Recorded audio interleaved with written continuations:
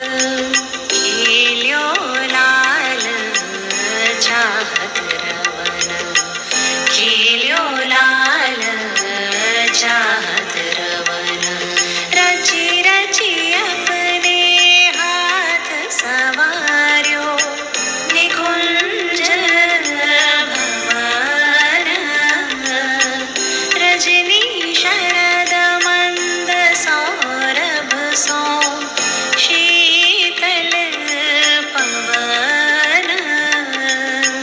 तो बिनु कुंवरी काम की वेदन, मेटव कवन। चलहि न चपल बाल मृग नैनी, तजीव मवन। जय श्री हित हरिवंश विलव प्यारे की, आरती दमन। परम कृपालवे श्री सद्गुरु भगवते नमो नमः। आज प्रियाजू न जाने किस बात पर मान करके प्रियतम से दूर जाकर अकेली बैठी हुई हैं।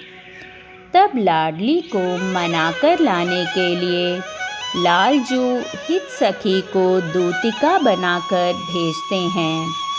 श्रीजी के निकट पहुंचकर हित सखी कहती हैं कि हे राधे, लालजू तुम्हें प्रसन्न करना चाहते हैं, इसलिए उन्होंने स्वयं अपने हाथों से निकुंज भवन को सजाया है।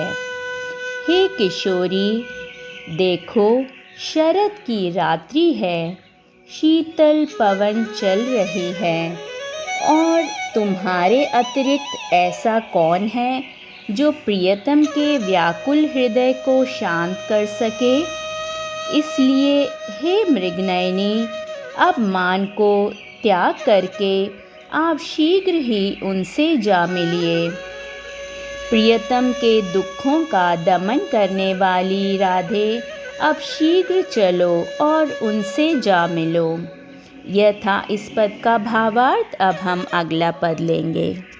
बैठे लाल निकुंज भवन, बैठे लाल निकुंज भवन। रजनी रुचिर मल्लिका मुकुलित त्रिविध पवन। तू सखी काम केली मन मोहन, मदन दमन।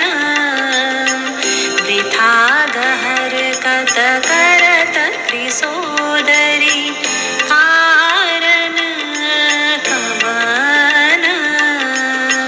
चपल चली तन की सुध बिसरी, सुनत श्रवण। जय श्री हित हरिवंश मिले रस लंपट, राधिका रमण। इस पद में भी मान लीला का वर्णन आया है। हित सखी ने प्रियाजू को मनाने का बहुत प्रयास किया, पर आज श्रीजी मान ही नहीं रही हैं। आज हित सखी की कोई भी बात प्रिया को प्रसन्न ही नहीं कर पा रही हैं। तब हित सखी फिर से मनाने का प्रयास करती हुई कह रही हैं कि हे मानिनी, लाल निकुंज भवन में बैठे तुम्हारी प्रतीक्षा कर रहे हैं। कैसी सुंदर रात्रि है, मल्लिका के पुष्प खिले हुए हैं, शीतल सुगंधित पवन चल रही है, और एक तुम हो जो अपने प्रियतम के हृदय को समझ ही नहीं पा रही। तुम ही तो हो जो प्रियतम के हृदय के ताप को हर सकती हो। तुम क्यों इतना विलंब कर रही हो?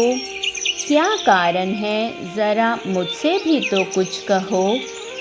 फिर हित सखी श्री जी को प्रियतम की व्याकुल स्थिति का वर्णन सुनाने लगती हैं। लालजू के विरह जनित दुख का वर्णन सुनकर प्रिया सब कुछ भुलाकर प्रियतम की ओर शीघ्रतापूर्वक चल पड़ती हैं और अपने लालजू से जा मिलती हैं। यह था इस पद का सुंदर सा भावार्थ। अगले पद के साथ जल्द ही मिलेंगे। जय श्री राधे।